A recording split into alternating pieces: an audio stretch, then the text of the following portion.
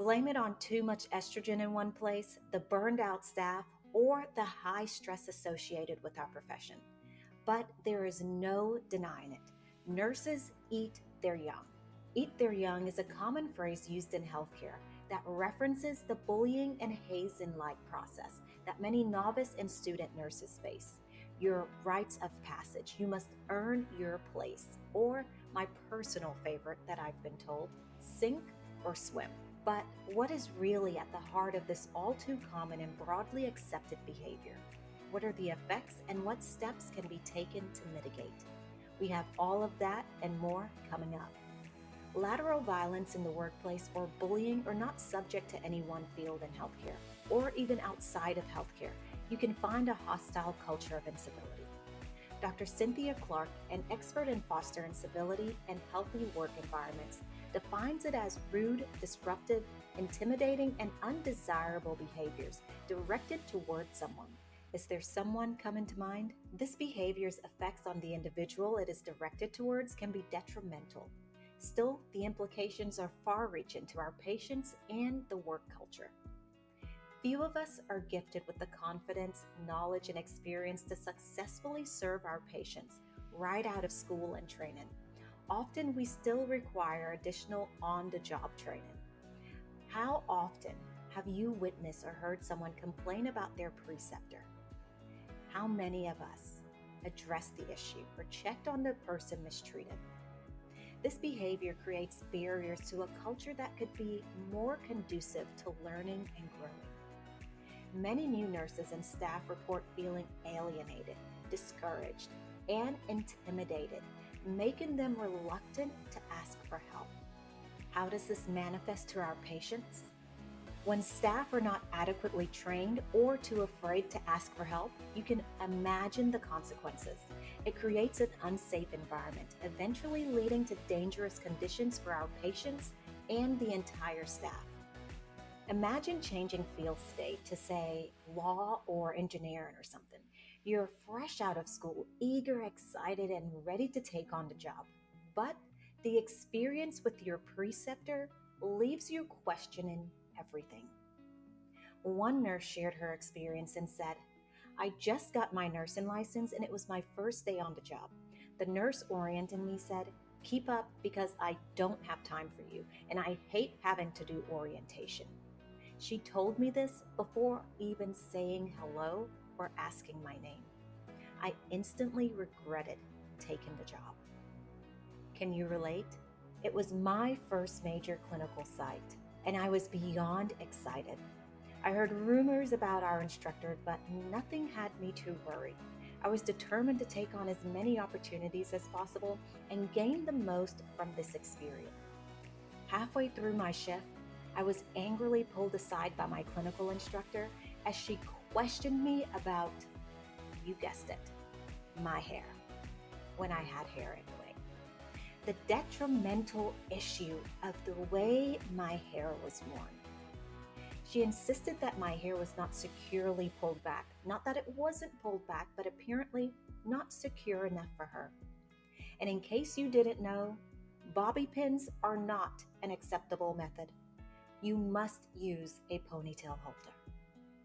That was my first incident. My second involved the state of my clothing. Although my uniform was not any different than the previous clinical days, she angrily pulled me aside again and insisted that my uniform was too wrinkled because, of course, wrinkled scrubs aren't good for patient satisfaction. This behavior went on the entire clinical period, not just for me, but for other students. We all shared horror stories about the unfair treatment, but none decided to speak. It was the culture, it was expected, and we accepted it. Except one of us. After repeated exposure to bullying and harsh treatments, one brave student finally spoke up, but it still took months before any real changes were made. Have you ever been on the receiving end of this? No? Then perhaps you were the bully. In an article by the Rasmussen University, it says lack of awareness that an individual's behavior is hostile or uncivil is further perpetuated by groupthink. Psychology Today says groupthink is the phenomenon that occurs when a group of well-intentioned people makes irrational or non-optimal decisions, spurred by the urge to conform or the belief that dissent is impossible. There are powers in numbers. It is the result of ineffective communication and coping skills in a high-stress environment. When we think of nursing and health professionals, we are highly regarded as caring and trustworthy.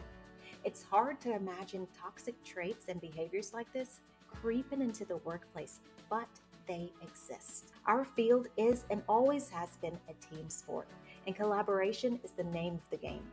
We need each other because it's nearly impossible to serve our patients without it being a collaborative effort. Violence in the workplace can come in many forms, even vertically. In one account from American Association of Post-Acute Care Nursing, one nurse shared, "I was a new LPN working 5 or 6 12-hour shifts a week, while the other full-time nurse was out on medical leave. By the 4th week of this, I was burning out.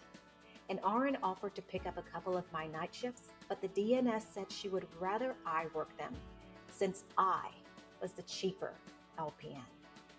I enrolled in school to get my RN that fall." When have you experienced vertical violence in the workplace?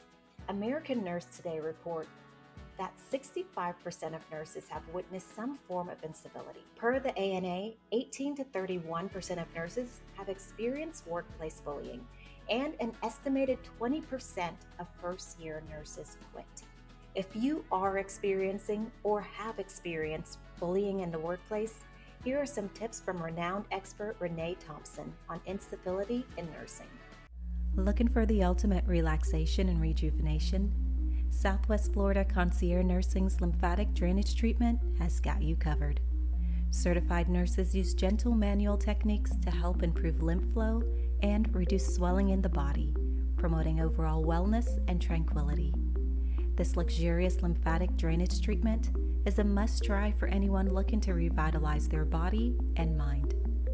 Southwest Florida Concierge Nursing Service offers personalized nursing care in the comfort of your home or preferred location.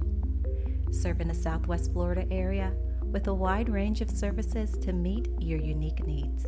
Visit chartlife.com to see all of the services that Southwest Florida Concierge Nursing has to offer. Chartlife.com, that's life with a Y. Number 1, the best method is prevention. So, step 1 includes talking with a trusted faculty member if you're a student or trusted staff on the job. Number 2, choosing an assertive communication style. Your response can sound like this: "I need your support, not your criticism." Or directly stating what you need help with. "I need help with X, Y, and Z." Number 3, be confident.